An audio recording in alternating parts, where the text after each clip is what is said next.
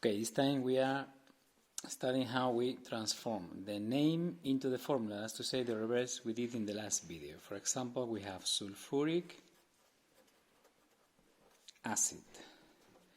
Then the point is in ic. Ic means in sulfur, that has oxidation state +6, +4 and +2, number 6, because it's the greatest of 3, sulfuric. Then the first we have to do is the sulfuric oxide. That's to say the oxide with sulfur 6. We add water, and finally we have H2SO4, sulfuric acid. Imagine, for example, we have hypoiodose acid.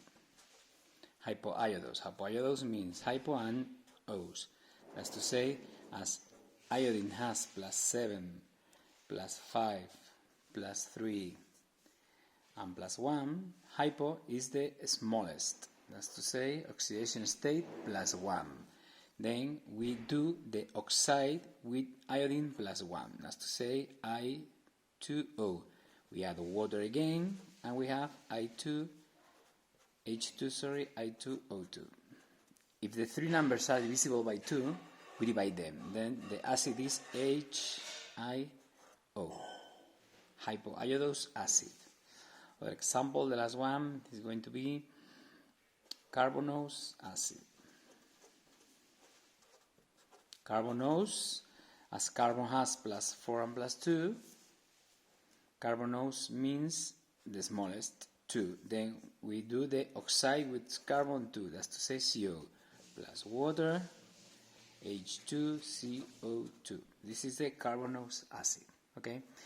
In the same video, I'm going to explain the other name we are studying this year. The other name is the additional name. It's very simple, this name. Imagine we have H3PO4. The point here is separate OH, that's to say, as we have 3 hydrogens and 4 oxygens, we can do 3 OH groups and missed 1 oxygen more. And finally, phosphorus. Then the name is very simple, is 3-hydroxido. That's to say, we have 3 OH in this formula. Now, 1 oxide more, oxido, and just the name of the element in the middle, phosphorus.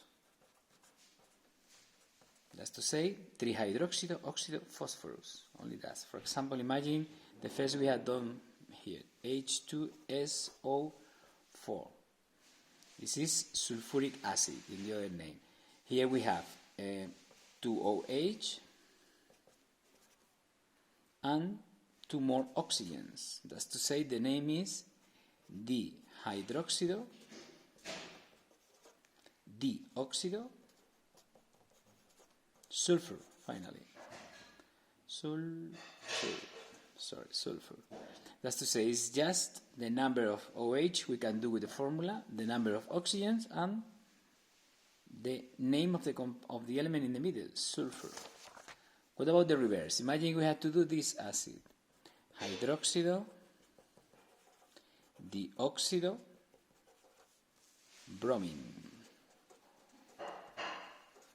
Then we know that bromine is in the middle, and we have hydroxido. That's to say, we write first hydrogen because it's an acid, oxygen on the right, hydrogen on the left as usual, and bromine in the middle. Bromine because bromine is the name of the compound in the middle.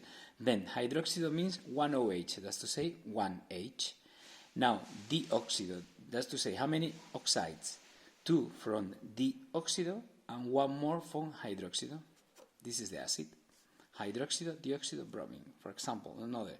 This is going to be 3-hydroxido,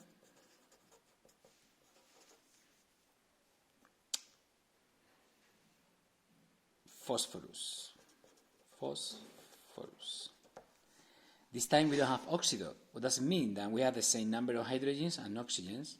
As here appears 3-hydroxido, we write H3, phosphorus is P, and as is 3-hydroxido, 3 oxygens too.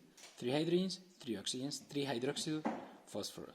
Don't misunderstand with 3-hidroxido de fósforo, because in Spanish it's very similar. In Spanish it's trihidróxido fósforo. But we have two, trihidróxido de fósforo. This is an hydroxide. This is an acid. Okay? Imagine, for example, in Spanish, dihidróxido carbono. Dihidróxido carbono is an acid. Then we write H2CO2. Dihidróxido 2 times OH. But don't misunderstand with dihidróxido de carbono. That is the hydroxide. This is the acid without de in Spanish. Okay. One more in Spanish. Imagine we have, for example, H4SiO4. As we have 4H and 4 oxygens, we say tetrahidróxido silicio. It's not tetrahidróxido de silicio. This is the tetrahidróxido de silicio is SiOH4. This is the hydroxide, this is the acid. Don't misunderstand, okay? The word de is the difference. That's all. I hope that with this you understand finally the two ways we have to name and formulate the acids, oxyacids. Thank you.